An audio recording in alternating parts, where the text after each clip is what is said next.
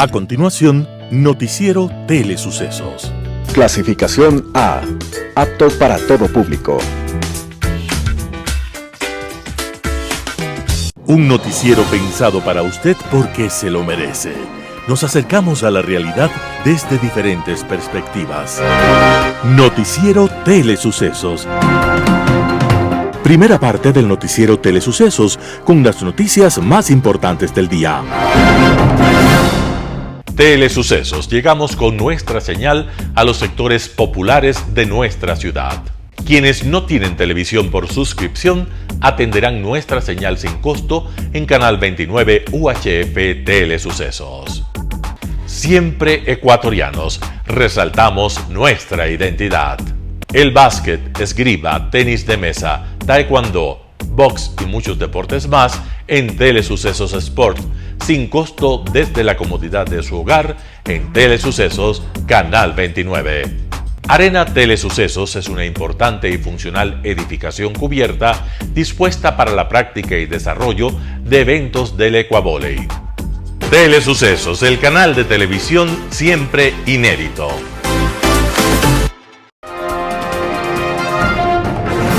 Un día como hoy. Un día de otoño, un hombre, junto a la tumba de quien fuera su enamorada, sacó un revólver para terminar con su vida. A su lado se encontraba un amigo que le arrebató el arma y le salvó en el último momento. El hombre que iba a suicidarse se llamaba Adolfo Hitler y el amigo que le salvó la vida era Rudolf Hess. Desde entonces, la amistad entre estos dos personajes se hizo indisoluble y Rudolf Hess se convirtió en el lugarteniente de Hitler a lo largo de la Segunda Guerra Mundial. Años más tarde, ante la derrota sufrida por el nazismo en el campo de batalla, los sobrevivientes de aquella aventura lunática fueron llevados a juicio en la ciudad de Nuremberg. Rudolf Hess, el destacado dirigente nazi, afirmó en las entrevistas que había perdido la memoria y que no podía responder por nada de lo que le acusaban. Por ejemplo, Hess no recordaba el rostro de su madre, ni de su padre, y tampoco podía identificar a sus dos hermanos. No tenía registro en su memoria de cómo era la casa en la que había vivido, y no sabía nada acerca de la Segunda Guerra Mundial. No obstante, un día como hoy, 1 de diciembre de 1945, toda aquella farsa se vino al suelo y Hess fue llevado a juicio. Solo en ese momento admitió que había mentido y que nunca había perdido la memoria. Todo se aclaró un día como hoy. Y en esa ocasión, una vez más, los pueblos del mundo recordamos que en la historia, la desmemoria no es admisible.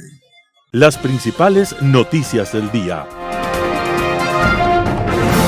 Titulares. Desde el 2 de diciembre se elimina subsidio al diésel para grandes camaroneras.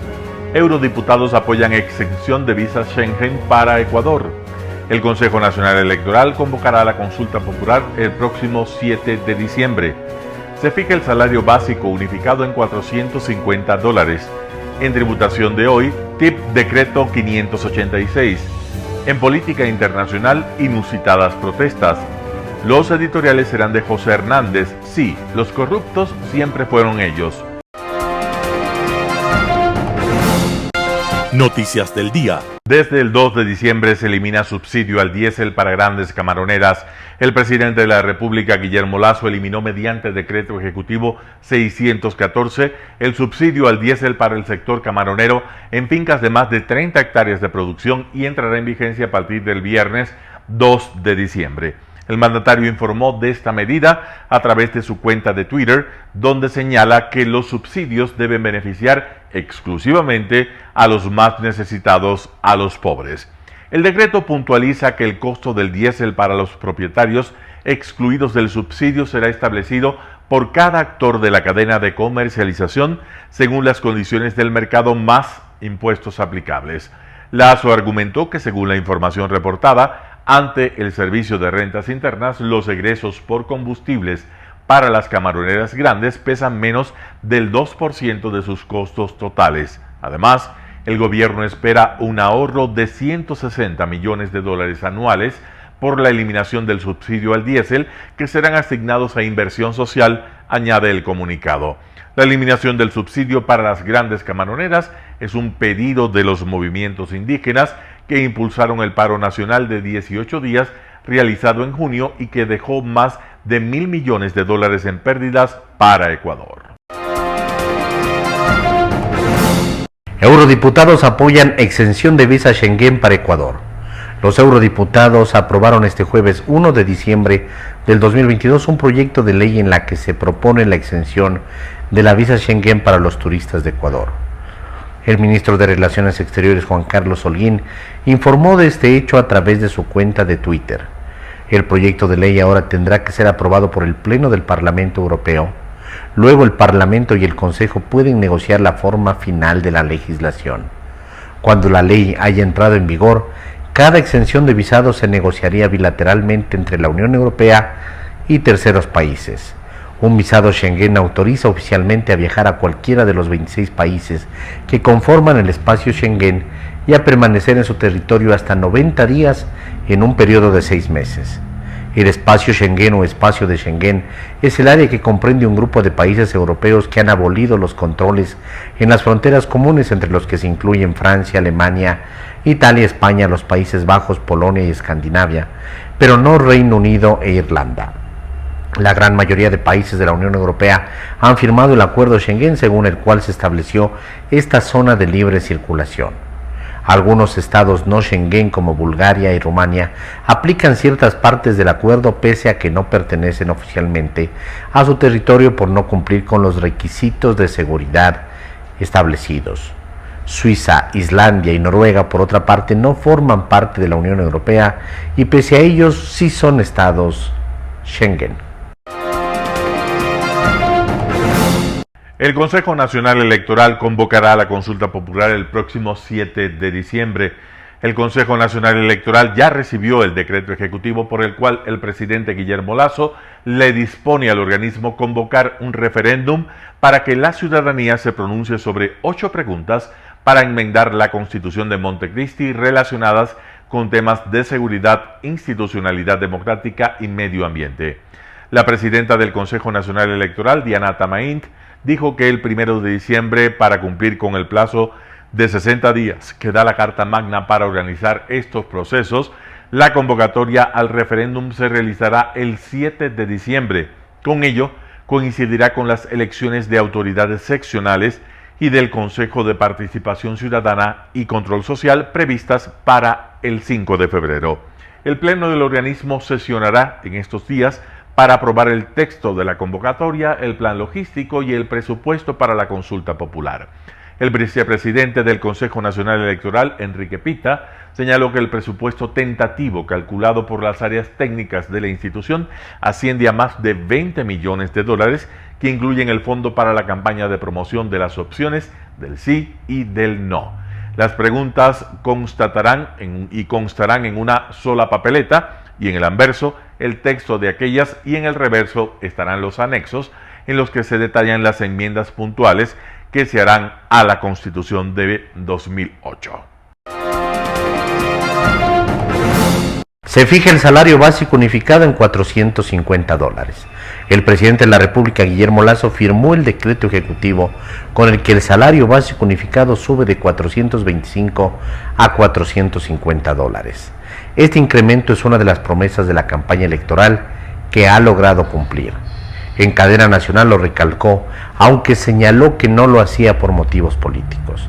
La justificación tiene que ver con la falta de acuerdo entre los representantes de los gremios de acuerdo con la ley. Al no haber acuerdos, la decisión recae en el presidente de la República. Para el presidente, Ecuador está mejorando, el país va bien, estamos creciendo, las empresas están vendiendo, tienen sus dificultades y trabajaremos para resolver esas dificultades, pero están vendiendo más que nunca. Y sería bueno que ese éxito también se comparta con los trabajadores, y por eso he venido hoy a darles una muy buena noticia y a través de ustedes a todos los trabajadores ecuatorianos, apuntó el presidente. Al final de su intervención, Lasso instó a proteger y promover el sector privado, ya que genera empleo estable. Las empresas arriesgan mucho, indicó. El incremento salarial es uno de los grandes temas de debate nacional. En los últimos años el gobierno y los gremios no han logrado ponerse de acuerdo en el incremento y la presidencia ha tenido la última palabra. Según los datos oficiales, apenas 450,000 personas se benefician de una subida del salario básico unificado. Eso representa el 10% de toda la población económicamente activa. Entrevista del día. Este jueves en la mañana en Radio Sucesos, Germán Rodas, miembro de la Comisión Nacional Anticorrupción, habló sobre la auditoría integral al CERCOP. Escuchemos lo que dijo. Un comunicado que emite la Comisión Nacional Anticorrupción, que está preocupada por la situación del CERCOP, estos ataques informáticos que la misma CERCOP informó hace unas semanas. Y bueno, ¿qué implican y por qué exigir una auditoría integral?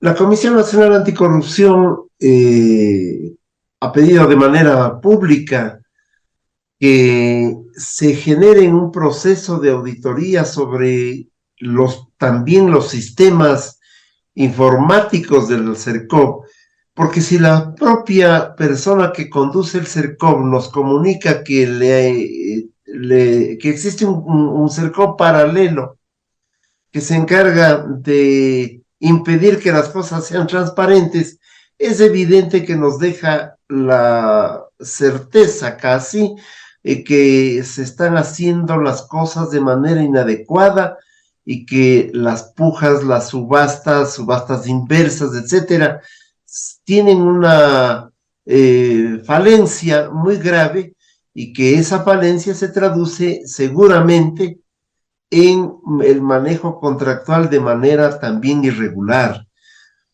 Yo señalo de manera enfática que esta institución, el CERCOP, desde su creación, no ha sido sino un instrumento para supuestamente calmar los ánimos en materia contractual. No se preocupó ni se ha preocupado de dar seguimiento a esos contratos, de establecer niveles de transparencia permanente y efectiva, y lo que hemos mirado es que nos ponen la información en el sentido más simple de las cosas. Este es el contrato con tal empresa y con tal entidad. De acuerdo, ese es el dato. Pero ¿cómo se llegó a ese contrato? ¿Cómo se llegó a esa definición? Ahora sabemos que puede ser por subastas y pujas que no fueron manejadas adecuadamente. De tal suerte que el planteamiento nuestro tiene el sentido de que generemos transparencia sobre el manejo del CERCOP, y porque es evidente que en más de una oportunidad hemos podido constatar que se contrata con empresas, con grupos privados que no son los mejores, los más adecuados, que son reiterativamente los que han generado problemas en diversas áreas de la vida nacional. Ahora, ¿qué cambiar? ¿Qué debería hacerse, Germán? Además de una auditoría profunda al CERCOP, pero ¿qué debería cambiar para que la corrupción no siga campeando en nuestro país? A mí me parece que la conformación del CERCOP fue simple y llanamente una pantalla. Creo que los problemas son de fondo en las diversas instituciones. Si el IES, por ejemplo, sigue comprando a través de sus hospitales, por poner otros ejemplos, y yo diría que datos prácticos, en el Teodoro Maldonado o en el Hospital Los Ceibos, sigue comprando a los mismos núcleos de gente que les ha estafado, y allí ya ni siquiera tiene que ver el CERCOP, sino la propia estructura del IES. Estoy poniendo un ejemplo, pero un ejemplo de la realidad. Si es que las contrataciones en materia petrolera las ha manejado el señor Nielsen Arias como quiso y nada dijo el CERCOP, quiere decir que el CERCOP está de más y que las contrataciones con Nielsen Arias, que debieron ser controladas en Petroecuador, tampoco se los ha hecho. De otra manera, entonces, yo intento señalar que los organismos de control, en este caso la Contraloría, no han actuado acuciosamente cuando debieron haberlo hecho, que las auditorías internas no funcionan y que es importante, por lo tanto, generar conductas de control al interior de las instituciones. Ojalá, si es que el CERCOP sigue existiendo y se establezca la calidad de su funcionamiento, para que no nos digan que tienen un montón de denuncias, pero con las denuncias y ninguna investigación siguen provocándose asaltos al país. entonces ocurre que estamos en una situación complicada que ameritará poner con atención por parte de los organismos de control el ejercicio de las diversas instituciones del Estado antes que esperar que el organismo que ha sido hackeado, asaltado el sistema informático, dé una bendición a algo que parece que ya es vox populi. No funciona esa estructura y evidentemente no se ha hecho nada por sustituir a ese sistema informático, porque si eso está mal, si aquello ha sido asaltado en el sistema informático por parte de los núcleos de la corrupción, pues bueno, había que actuar, había que buscar formas de enmendar también tecnológicamente. No se lo ha hecho y eso es lo preocupante. Y lo preocupante además, para finalizar la idea, es que en las instituciones tampoco hay un control, porque la fiesta de la corrupción es una fiesta que invade muchos sectores de la vida pública en colusión, en acto colusorio con algunos sectores privados. Por otro lado, Bernardo Abad, concejal del Distrito Metropolitano de Quito, habló sobre el inicio de operaciones del Metro de Quito en Radio Sucesos. Veamos la nota. ¿Qué nos dice el concejal Bernardo Abad al respecto? ¿Qué podemos esperar ya del inicio de operaciones oficialmente, operaciones de transporte del Metro de Quito este 21 de diciembre? El día 21 de diciembre es la apertura del sistema Metro y en un proceso ordenado y progresivo, pocas semanas después, irá ya adaptándose e irá incrementando el servicio.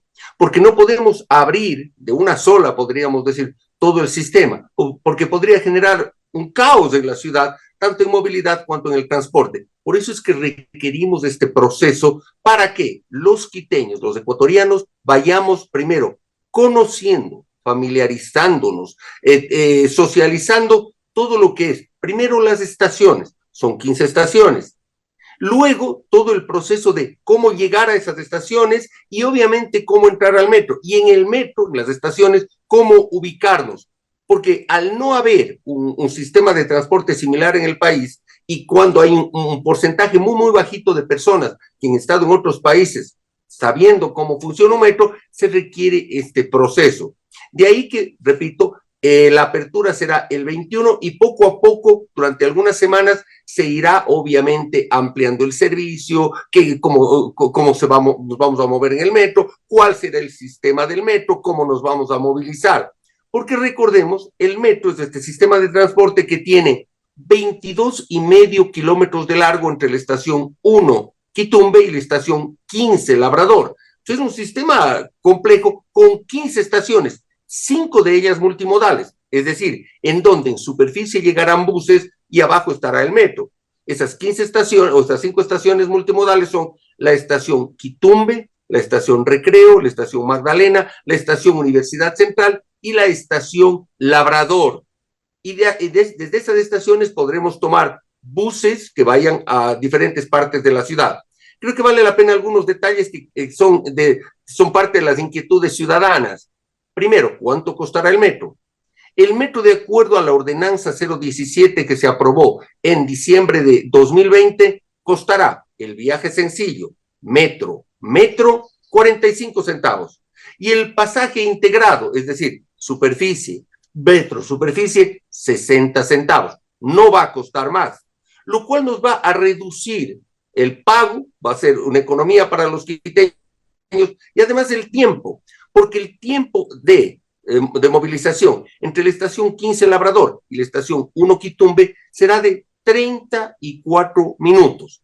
Actualmente, esa misma distancia, y no me dejan mentir los quiteños, demora hora y media o más, lo cual obviamente es primero una reducción en el tiempo y en la economía, porque para ir desde la estación 15 Labrador hasta la estación 1 Quitumbe, por lo menos uno tiene que tomar 2 buses, son 70 centavos. Y si uno tiene que tomar uno de los alimentadores, costará bastante más, o un bus afuera para ir, por ejemplo, desde Carapungo hasta la Ecuatoriana. Por lo menos $1. Ahora con el metro costará 60 centavos porque habrá el pasaje integrado.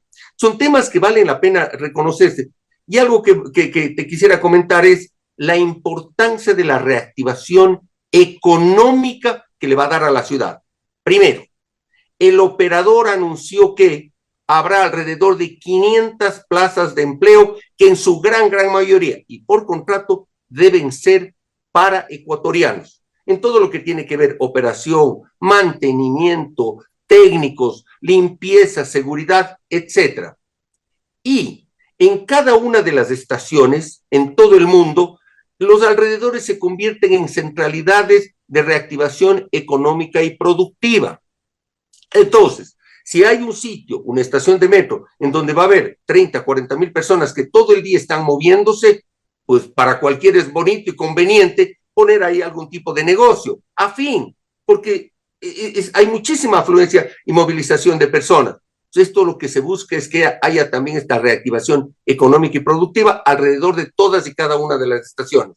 Los beneficios son múltiples para los quiteños, múltiples para la ciudad, y por eso estamos realmente contentos de que ya se haya firmado el contrato de operación, que por 6 años va a tener esta empresa, que es una empresa realmente de lujo.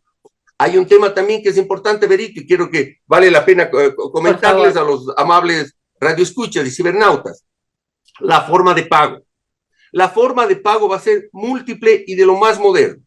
Primero, si uno va, y esperemos que cada vez sea menos, uno va y compra un ticket en una taquilla, un ticket que tendrá un código QR, con lo cual, al cruzar las puertas, se abrirán cuando se valide ese código QR.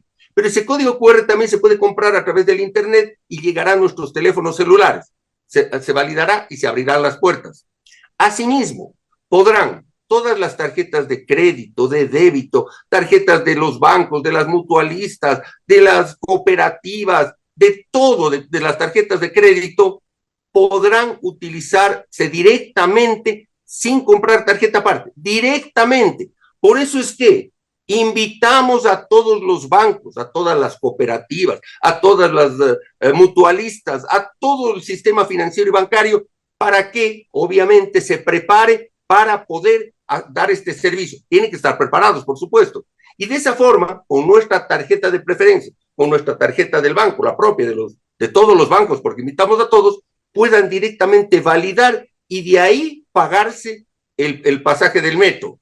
Entonces eso es importantísimo, importantísimo. Incluso se podrá pagar a través de la cédula de identidad, la nueva, la que tiene el chip, porque obviamente se puede ahí crear una cuenta en la nube. La ventaja de aquello es que no va a haber ahí aquellos avivatos que digan yo soy de la tercera edad o yo tengo una discapacidad. No, porque la cédula está, esa información, y directamente, inmediatamente, se pagará lo correcto. Si son personas de la tercera edad, pagarán la mitad, como manda la ley. Si hay personas con discapacidad, pagarán lo correspondiente como manda la ley. Son las formas de pago novedosas que dentro de poco estarán al servicio del Metro de Quito. Lo que no va a haber es el pago en efectivo, porque el pago en efectivo, como ahora ocurre en algunos sistemas de transporte, genera corrupción, porque mucho de ese efectivo se queda en los bolsillos de algunas personas. Eso no va a haber.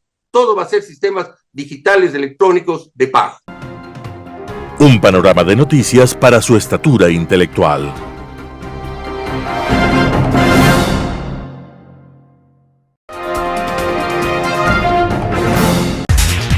Tributación de hoy con Cristina Trujillo. Soy su amiga Cristina Trujillo de su programa Tributación de hoy en su noticiero de Telesucesos. Vamos a hablar de 3 puntos muy importantes que se dieron en la reforma del reglamento fiscal por el decreto 586 que salió en este periodo 2022. Voy a hablar sobre 3 cosas importantísimas, como es el concepto de servicios profesionales. Como primer punto, ¿qué son los servicios profesionales?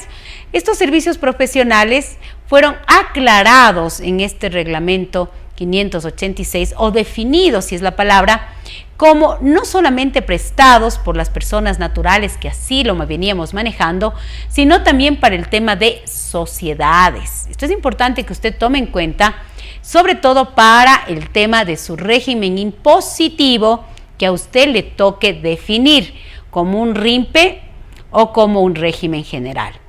El decreto 586 define que los servicios profesionales es el que es prestado por alguien que tiene un título profesional otorgado por autoridad competente, pero que adicionalmente, mira la parte importante, sea tanto de personas naturales como de las sociedades. Importante. ¿Por qué? Para la definición del régimen impositivo que a usted le corresponda, y los servicios profesionales son régimen general. Otro de los puntos importantes es la utilización de las facturas en el tema del consumidor final.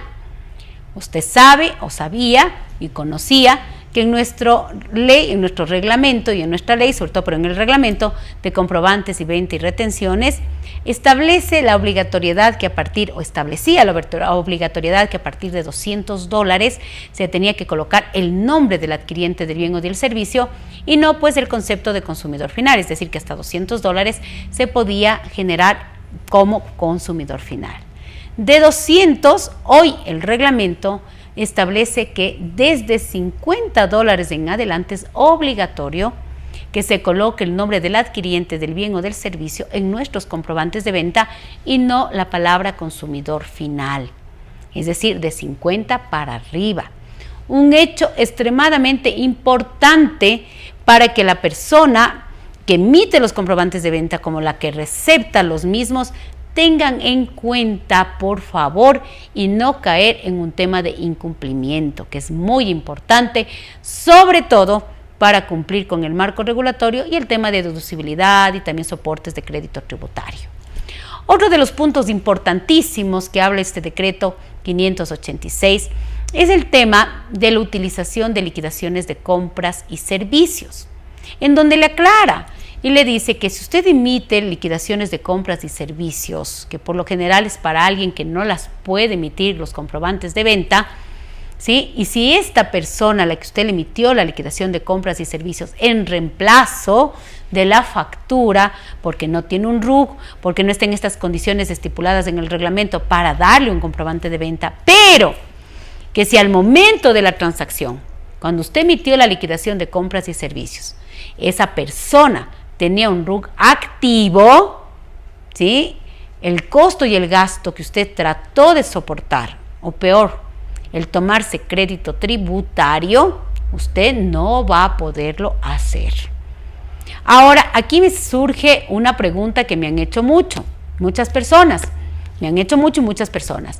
¿Qué pasa con el tema especial de reembolso de gastos cuando se hace a través de empleados en relación de dependencia?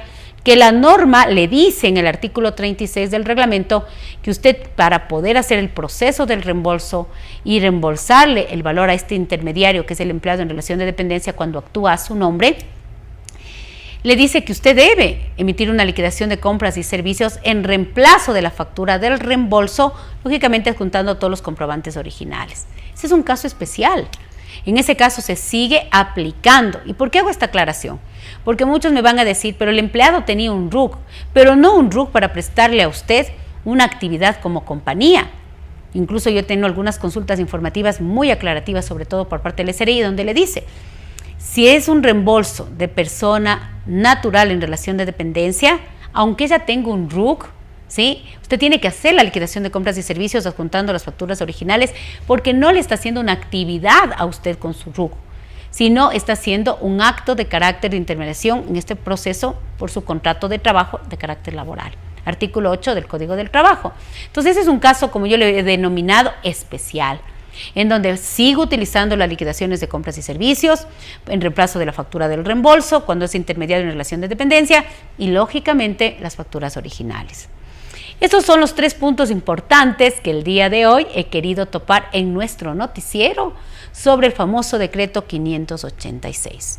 Soy su amiga Cristina Trujillo de su programa Tributación de Hoy en su noticiero de Telesucesos. Nos volveremos a ver la próxima semana. Global Hoy con Alan Cate.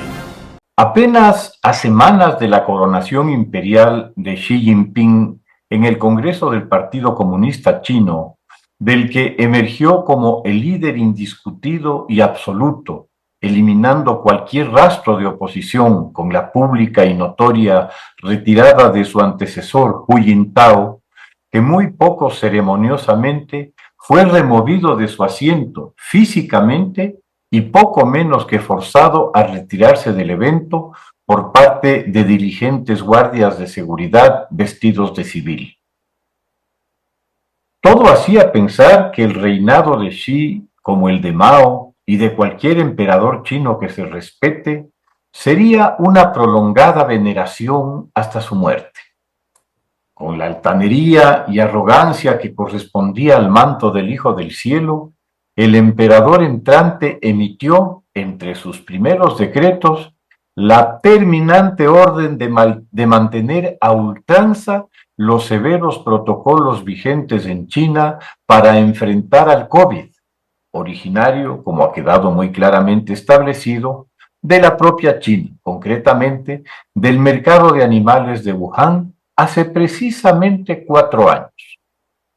Por alguna desconocida razón, China, desde un principio, impuso unas medidas sanitarias absolutamente extremas, como solo en un estado policíaco radical se pueden imponer, al punto de encerrar barrios enteros, hasta ciudades completas, prohibiendo a personas afectadas o no, en cuarentenas larguísimas, aplicadas a rajatabla por la fuerza pública, de ser necesario, de poder moverse de sus casas.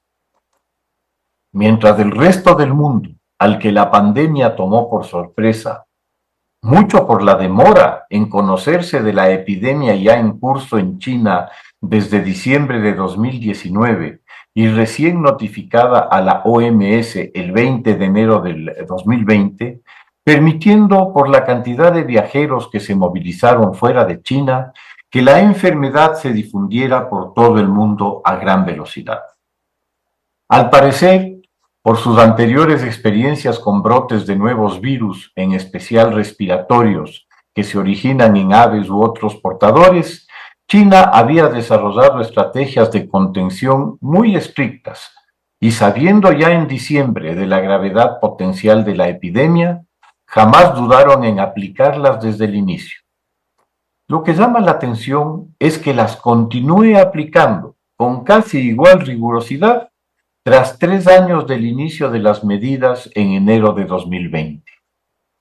Mientras el resto del mundo adoptó procedimientos más o menos severos para, a través de aislamiento en casas por la grave saturación hospitalaria que la primera ola del virus chino produjo, especialmente entre los grupos más vulnerables por antecedentes de problemas respiratorios, cardíacos, diabetes y sobre todo edad. Este segmento resultó el más afectado, representando casi el 88% de las defunciones. La impresionante capacidad de respuesta de los laboratorios farmacéuticos, de biólogos e investigadores, dio como resultado en un tiempo récord el desarrollo de vacunas de diversas marcas que significaron el punto de quiebre para bajar el índice de contagios y de a poco ver cómo el propio virus mutaba a cepas más contagiosas pero mucho menos peligrosas. Con las sucesivas dosis de vacunas, la población se vio crecientemente protegida y pese a que el COVID continúa presente y seguramente lo estará por mucho tiempo más, como una afección respiratoria estacional similar a la gripe, aunque bastante más fuerte. Prácticamente en todo el mundo, las medidas más severas, las cuarentenas, las limitaciones de movilidad, el cierre de los colegios, comercios y oficinas, etcétera, fueron quedando de lado hasta que para todos los fines prácticos han quedado sin efecto, permitiendo la reanudación de las actividades normales en lo laboral, social y educativo. El mundo ya ha asumido que nos corresponderá vivir con el virus, como lo hemos hecho a lo largo de la historia humana, con episodios aterradores mucho más graves que los de la pandemia del COVID-19. Sin ir muy lejos, entre 1917 y 1920, la pandemia de la llamada gripe española provocó la muerte de 80 millones de personas en el mundo, lo que equivalía al 5% de la población mundial de la época. Traído a tiempo presente, como dicen los economistas, hablaríamos de 400 millones de víctimas al día de hoy, pues hace unos días la noticia de que habíamos alcanzado los 8.000 millones de habitantes ocupó por breves momentos la primera plana de los medios. El curso que siguió el mundo fue distinto al de China, aunque lo correcto sería decirlo a la inversa. China, por alguna razón, mantuvo sus protocolos a ultranza, paralizando ante unos brotes incluso poco significativos a cientos de miles de personas y empresas, generando un creciente malestar social por los impactos económicos y psicológicos que cada nueva paralización traía. Hace unas semanas, miles de trabajadores empleados en la fabricación de teléfonos iPhone, ante la información de que deberían quedarse en cuarentena en la planta, se dieron a la fuga ante el justificado temor por las condiciones del encierro, lo que debe haber significado un terremoto en China, donde la obediencia ciega se da por descontada ante las durísimas sanciones a cualquier desacato a la autoridad. La pasada semana, en Urumqi, la capital del Xinjiang, teatro de la persecución a la etnia uigur, a la que se ha pretendido reeducar, borrándole su idioma, su cultura y su religión, para lo que el régimen ha construido algunos campos de concentración con capacidad para más de 1 millón de internos, en medio de uno de los habituales encierros se ha producido un siniestro, un incendio en un edificio. La reacción de los bomberos por causa de la cuarentena no ha sido oportuna, produciéndose varios muertos y afectados. Esta parece haber sido la gota que derramó el vaso de la paciencia de la ciudadanía, que a pesar de los riesgos, de las palizas y las agresiones de los cuerpos de seguridad pública, han salido a manifestarse en numerosas ciudades, enfrentando en las calles a la policía y a los grupos de seguridad pública. En una dictadura como la China, eso es literalmente jugarse la vida. Recordemos nomás el episodio de Tiananmen, cuando ante las protestas estudiantiles, el régimen no tuvo empacho en sacar los tanques y el ejército para imponer su autoridad en medio de una matanza terrible. Esa es la lamentable realidad en un régimen absoluto, donde todo queda supeditado a la supervivencia del régimen de partido único, donde la disidencia es un delito que fácilmente puede terminar en cadena perpetua, cuando no en ejecuciones por traición en los opacos tribunales del régimen. Para comprender la total impunidad de la represión, baste la información que ha hecho llegar la BBC de Londres respecto de la detención del periodista Ed Lawrence, debidamente acreditado por cubrir las protestas contra los confinamientos en Shanghái, al que durante las horas de su detención fuera esposado, objeto de vejaciones, golpes y patadas por parte de la policía. Ensayaré una explicación para tratar de entender el empeño del gobierno chino por el mantenimiento de los confinamientos. Para el régimen, la pandemia le cayó como anillo al dedo para establecer unos niveles absolutos de control social, amparándose en una supuesta protección a la ciudadanía. Justamente fue durante la pandemia que el régimen aplicó su genocidio cultural a gran escala, así como el desmantelamiento de las instituciones democráticas en Hong Kong. Nada pudo ser más oportuno para aplicar tales políticas. No van a permitir de ninguna manera que nadie ponga en duda la autoridad del emperador. Si es necesario otro baño de sangre, pues se lo dará sin que tiemble la mano. Los derechos humanos y esas zarandajas están bien para que los reclamen en Occidente. En China se hace lo necesario para mantener el poder. Para eso sirve la dictadura del proletariado. Muchas gracias. Editorial. Sí, los corruptos siempre fueron ellos. José Hernández, 4 Pelagatos. Jorge Glass salió de la cárcel porque un juez esperpento, como hay tantos en el país, así lo determinó. Y jueces como Emerson Curipayo de Santo Domingo vuelven la justicia un juego de tahur en casino de mala muerte. Que salga de la cárcel 4 de Quito y vaya a su casa en Guayaquil Era una crónica pronosticada y escrita, que incluye el relato fantasioso del líder prófugo y sus ejércitos de troles. Glass está libre porque es inocente. Esa narrativa es más copiosa y radica en sembrar una idea. Jorge Glass no es un delincuente condenado por corrupción. Es un perseguido político cuya inocencia, como Lano Pipa de Magritte, está a la vista. Virgilio Hernández, cuya salamería con el prófugo es proverbial, afirma que Glass no estuvo preso por delincuente, sino por correísta y por ser un militante del progresismo. Hernández parece decidido a mostrar que en este operativo surrealista sus automatismos psíquicos andan tan alterados como los políticos. Glass entonces no solo es inocente, es un mártir, una víctima que los corruptos tuvieron 4 años en sus mazmorras. Su liberación era cuestión de tiempo y augura el retorno de todos ellos al poder. Ya falta poco, dice cada día Correa en sus trinos, y los corruptos, que nunca fueron ellos, esos opositores y críticos miserables, van a pagar. Las 7 plagas de Egipto son castigos gozosos al lado de lo que les prepara. Glass, blanco como la nieve, inocente y ejemplar, es un ser sacrificado. Guardó silencio, no se quebró, no delató, nada reconoció, aguantó, nada devolvió. Fue a la cárcel mientras el macho alfa está prófugo.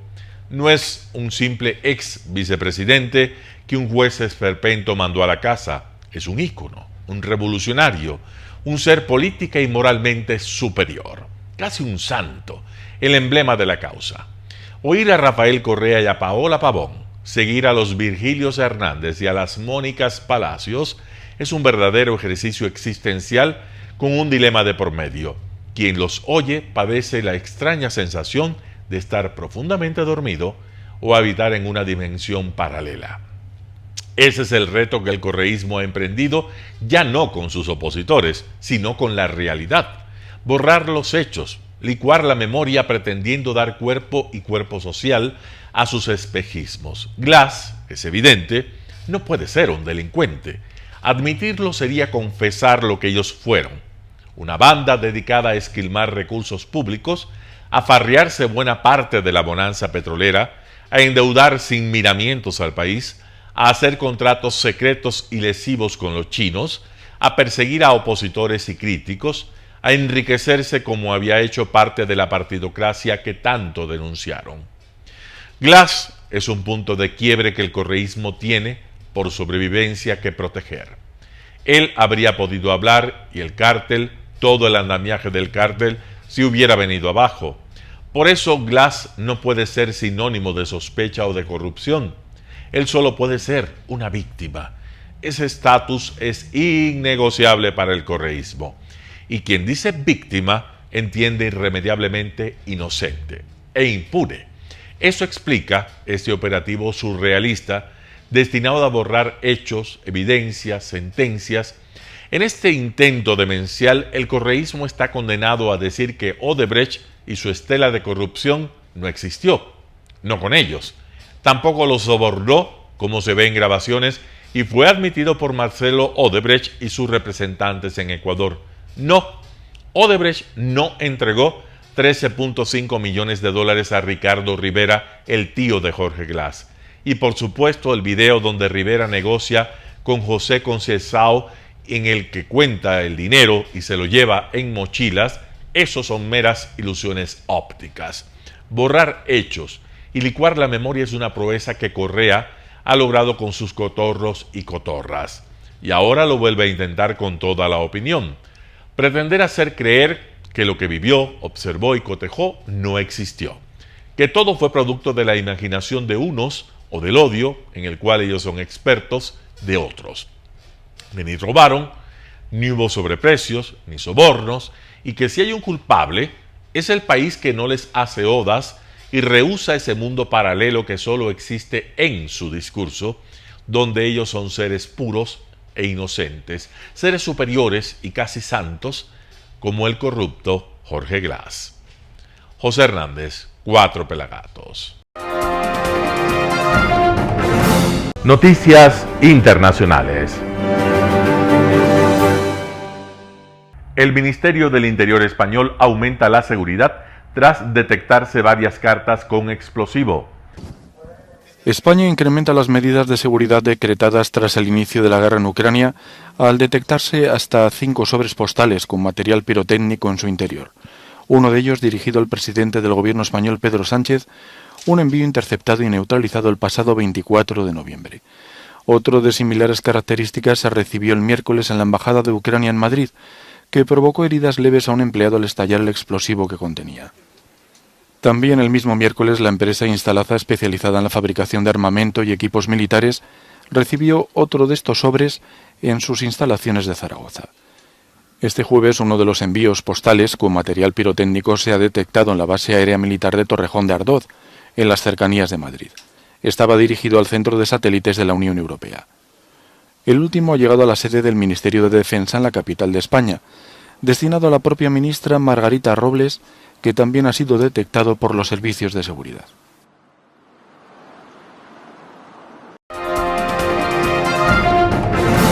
La Unión Europea propone tribunal para investigar a Rusia por invasión a Ucrania. The means to make Russia pay. La Unión Europea propuso el miércoles establecer un tribunal respaldado por la ONU para investigar posibles crímenes de guerra cometidos por Rusia en Ucrania y utilizar activos rusos congelados para reconstruir el país devastado por la guerra. La presidenta de la Comisión Europea, Ursula von der Leyen, dijo que trabajará con socios internacionales para obtener el apoyo más amplio posible a favor de un nuevo tribunal y estimó el daño a Ucrania en unos 621.000 millones de dólares.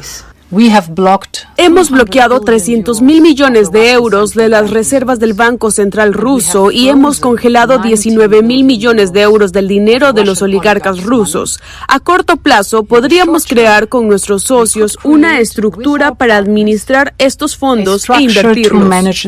Por su parte, el secretario de Estado de Estados Unidos, Antony Blinken, prometió este miércoles el apoyo continuo de la OTAN a Ucrania en una reunión con el ministro de Relaciones Exteriores de Ucrania, Dmytro Kuleba, mientras ese mismo día explotó una carta bomba en la Embajada de Ucrania en Madrid, dirigida al jefe de esa cartera y que dejó a un empleado herido. En un tuit, un portavoz de la Cancillería de Ucrania informó del acontecimiento. Un artefacto explosivo oculto en un sobre detonó en el interior de la Embajada de Ucrania en Madrid. Un miembro del personal herido. El canciller instruyó reforzar la seguridad de todas las embajadas de Ucrania. También hizo un llamado a las autoridades españolas para que investiguen urgentemente este ataque. Sobre el levantamiento de las restricciones a los activos rusos, la Unión Europea afirmó que podría estar vinculado a un acuerdo de paz entre Ucrania y Rusia que resolvería la cuestión de la reparación de daños. Diva Lizette Cash, Voz de América, Washington.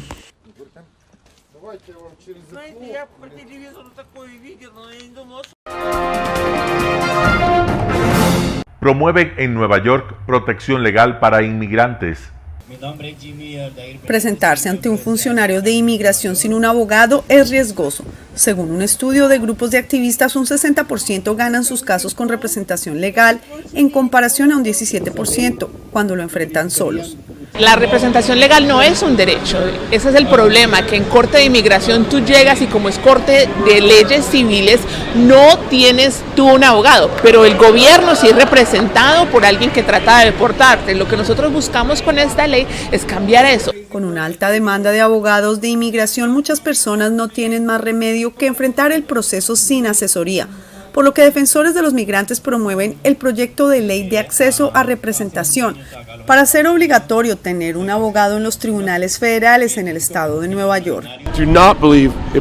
No creo que promueva la inmigración ilegal. Esto ayuda a inmigrantes que vienen aquí en busca del sueño americano y merecen derecho a un abogado y a conocer las leyes de esta nación. La medida que pretenden convertir en ley antes de finalizar el año ampararía todos los casos migratorios que se presenten en el estado de Nueva York. Conozco familiares, gente cercana a mí que se han presentado solos a la corte y no tienen una representación legal con ellos ahí. En ese momento ellos se sienten frustrados, desanimados y solos por estar en frente a un juez y con el temor a ser detenidos y posiblemente ser deportados. Unas 14.000 aves marinas silvestres mueren por la gripe aviar en Perú. Unas 14.000 aves marinas silvestres han muerto por la gripe aviar en Perú. El Servicio Nacional Forestal y de Fauna Silvestre ha registrado 10.257 pelícanos, 2.919 piqueros marinos y 614 camanay fallecidos, infectados por el virus del tipo H5N1, altamente contagioso para las aves. El gobierno peruano declaró la semana pasada la alerta sanitaria por un periodo de 180 días en todo el territorio, ya que los animales han sido localizados en puntos muy diversos de la costa. Eduardo Donaire paseaba este miércoles por una playa cercana a Lima pensando que las aves habían muerto por la contaminación del mar. Primera vez que veo en toda mi vida esto, es agua normal de verdad. Fuera lo común, que las aves mueran de verdad. Y son bastantes, no son ni dos ni tres, son bastantes. Y veo bastantes aves agonizar, se me enfoca por allá y... ¿Cuál será lo sucedido, pero no? Por la contaminación de repente que contaminan los mares, de repente debe ser. La situación ha llevado al vecino Ecuador a tomar idénticas medidas, decretando la alerta zoosanitaria durante un plazo de 90 días, estableciendo además una cuarentena en todas las explotaciones agropecuarias afectadas por algún caso. La medida se aplica tanto a las aves como a los productos de origen aviar, con 30 técnicos controlando permanentemente los focos detectados, como ha explicado el ministro de Agricultura de Ecuador, Bernardo Manzano. El brote de influencia aviar lo detectamos con los controles que periódicamente ejerce Agrocalidad. Y esa detección temprana nos permitió activar un cerco epidemiológico para controlar esta enfermedad. Las autoridades ecuatorianas han recordado que la gripe aviar no supone ningún riesgo para la salud de las personas que consuman huevos o carne de pollo. Espectáculo volcánico en Hawái mientras la lava se dirige a la carretera que conecta la isla. El Mauna Loa despertó el domingo tras 38 años de letargo y desde entonces no ha dejado de atraer espectadores. El volcán más grande del mundo rezumó este miércoles ríos de lava brillante ante la atenta mirada de miles de visitantes que colapsaron una carretera de Hawái amenazada por el flujo. Cuando llegamos aquí hace 5 semanas hubo varios terremotos y la gente decía que había mucha actividad, cuenta una de ellos. No ha entrado en erupción en muchos años, así que es increíble estar aquí. El observatorio del volcán de Hawái asegura que el flujo de lava es menor a 1 metro por hora y se dirige cuesta abajo a unos 10 kilómetros de Saddle Road, que conecta los lados este y oeste de la isla. El gobernador de Hawái emitió una declaración de emergencia.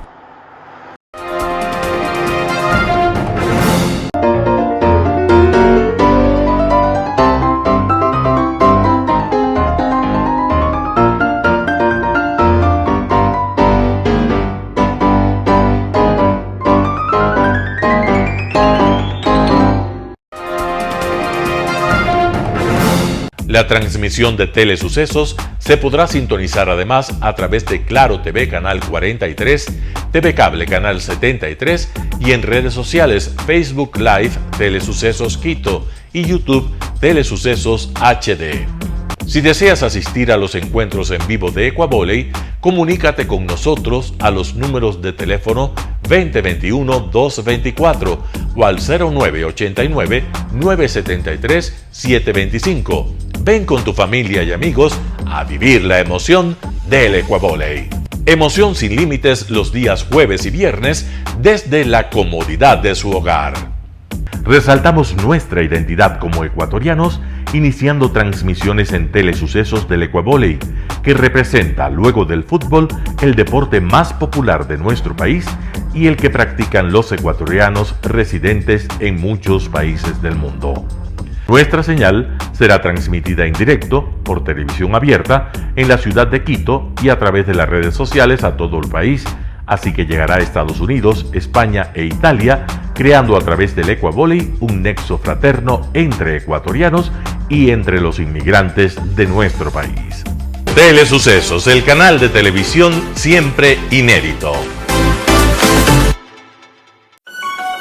El noticiero Telesucesos es retransmitido de lunes a viernes a las 7 horas por Radio Planeta Sur 106.1 FM de la ciudad de Loja. Noticiero Telesucesos.